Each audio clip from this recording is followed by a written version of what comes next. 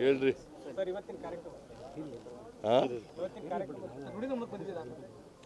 ಇವತ್ತು ಶಾಮನೂರು ಶಿವಶಂಕರಪ್ಪನವರ ಶಿವಗಣ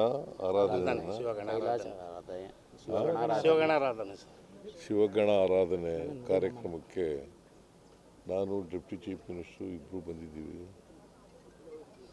ಭಾಗವಹಿಸ್ತಾ ಇದ್ದೀವಿ. ಆಮೇಲೆ ನುಡಿ ನಮನನ್ನು ಇಟ್ಕೊಂಡಿದ್ದಾರೆ. ಹೌದು ಸರ್, ನುಡಿ ನಮನ ಜೊತೆಗೆ ಇಟ್ಕೊಂಡಿದ್ದಾರೆ, ಅದರಲ್ಲೂ ಕೂಡ ಭಾಗವಹಿಸ್ತೀವಿ. ಆಮೇಲೆ ಪದೇ ಪದೇ ಎಲ್ಲಿ ಹೋಗ್ತಾ ಇದ್ದೀನೋ? Yes, I am going. ಕರೆದಿದ್ದಾರೆ, ಹೋಗ್ತಾ ಇದ್ದೀನಿ. ಖಾಸಗಿ ಬಸ್ಗಳಲ್ಲಿ ದುರಂತ ಆಯ್ತು ಸರ್, ಚಿತ್ರದುರ್ಗದಲ್ಲಿ ದುರಂತ ಆಯಿತು.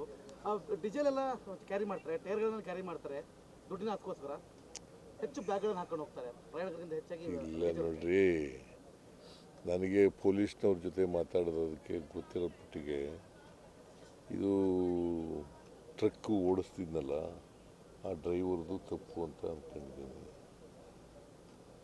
ಅಂತ ಪೊಲೀಸ್ನವ್ರು ಹೇಳಿರೋದು.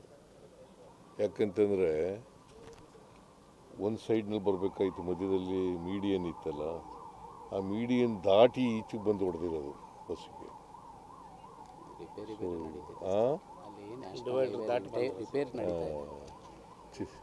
ಹಿರಿಯೂರ ಹತ್ರ,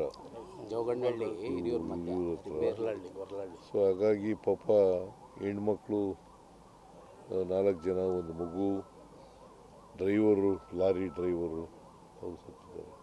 ಹೆಚ್ಚಾಗಿ ಖಾಸಗಿ ಬಸ್ಗಳೇ ಈ ಸಮಸ್ಯೆ ಅನುಭವಿಸ್ತಾ ಇದ್ದಾರೆ ಸರ್, ಬೆಂಕಿ ಹತ್ತುವಂಥ ವ್ಯವಸ್ಥೆ. ಇಲ್ಲ, ಸುರಕ್ಷತೆ ಇರಬೇಕಾಗ್ತದೆ ಎಲ್ಲ ಬಸ್ಗಳಲ್ಲೂ ಕೂಡ, ಟ್ರಕ್ಗಳಲ್ಲೂ ಕೂಡ ಸುರಕ್ಷತೆ ಮಾಡಬೇಕಾಗ್ತದೆ. ತನಿಖೆ ಮಾಡಿಸ್ತೀವಿ.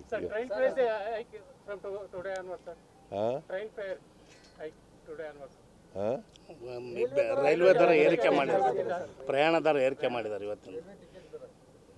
ಅವರು ಇದನ್ನು ಮಾತಾಡಲ್ಲ, ಬಿ ಜೆ ಪಿಯವರು, ಕರ್ನಾಟಕದ ಬಿ ಜೆ ಪಿಯವರು ಬಸ್ಸಿನ ದರ, ಆಮೇಲೆ ರೈಲ್ವೆ ದರ ಏರಿಸಿದಾರಲ್ಲ, ಇದ್ರ ಬಗ್ಗೆ ಮಾತಾಡಲ್ಲ.